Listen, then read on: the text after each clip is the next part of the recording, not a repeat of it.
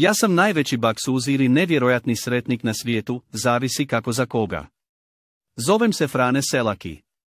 Dozvolite mi da vam ispričam moju nevjerovatnu životnu priču. Preživio sam u mom životu čak 7 nesreća.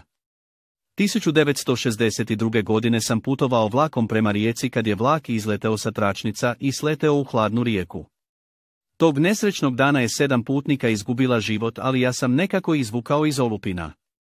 Godinu dana kasnije, bio sam putnik u malom putničkom avionu koji je doživio katastrofalan kvar na motoru.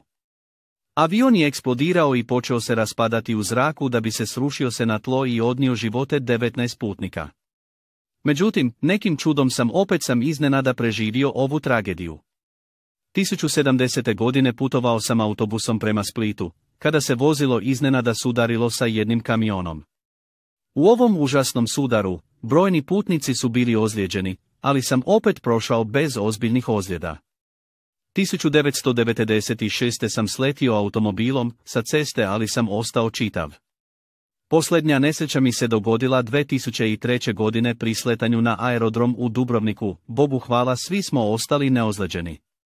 To je, dragi moji prijatelji, moja priča, i iako neki tvrde da sam najveći nesretnik, ja mislim da sam najveći sretnik na svijetu. I ako ti interesuju još zanimljivih životnih priča, zaprati me.